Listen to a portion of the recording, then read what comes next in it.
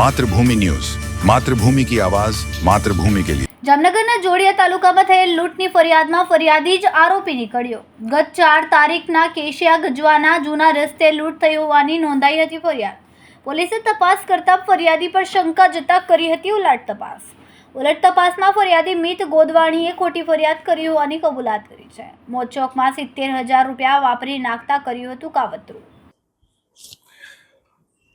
જામનગર જિલ્લાના જોડિયા police station વિસ્તારના એક ફરિયાદી દ્વારા પરમ દિવસે લૂંટની ફરિયાદ હકીકત આપેલ। ફરિયાદી શ્રી મિત કિરીટભાઈ ગોદવાણીએ હકીકત એવી જણાવે કે પોતાની ઇલેક્ટ્રિકની દુકાન ધ્રોલ ખાતે બંધ કરી અને રોકડા રૂપિયા 70,000 લેપટોપ લઈ અને પોતે પોતાના ઘરે ગામડે જતો હતો।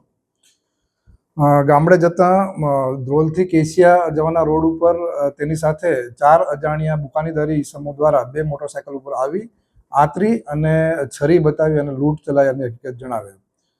જે અનુસંધાને જિલ્લા એસપી દ્વારા આની ગંભીરતાને ધ્યાને લઈ અને એલસીબી તેમજ સુપરવિઝન તરીકે અમે તેમજ લોકલ પોલીસ દ્વારા સ્થળ ઉપર જઈ વિઝિટ દરમિયાન ફરિયાદીનું વર્ણન તેમજ વિગતો જણાવતા તે વિગતો થોડી ડાઉટફુલ લાગતા ફરિયાદી દ્વારા જણાવેલ કે ચપ્પુના ઘા મરે તો તેમાં જે થયેલ ઈજા તેમજ ફરિયાદી દ્વારા ધ્રોલથી બનાવવાળી જગ્યા સુધી પહોંચતા સમય 40 મિનિટ જેટલો, તો ખરેખર તો આમ 15 મિનિટ થાય પણ 40 મિનિટ જેટલો સમય બતાવ્યો।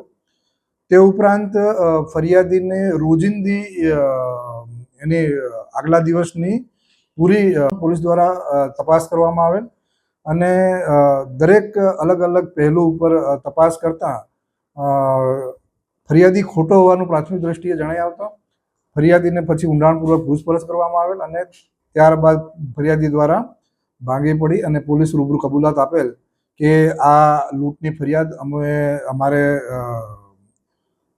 બહાર ફરવા જતાં ખર્ચો થઈ ગયેલ હોય, જેથી હિસાબમાં ઘરે બતાવવા માટે આ ખર્ચો બતાવી ના શકાય તેવી કન્ડિશન હોય તેને આ એક ખોટું કાવતરું ઘડી અને લૂંટનો બનાવ ઘડી કાઢેલ હતો તેવી હકીકત ધ્યાને આવેલ, જેથી તેને અલગ અલગ એંગલથી જોઈ અને તેના પુરાવા એકત્રિત કરી તે દિશામાં હાલ પીઆઈ દ્વારા તપાસ કરવામાં આવે છે। માતૃભૂમિ ન્યૂઝ સાથે હિરેન ગાંધી, જામનગર।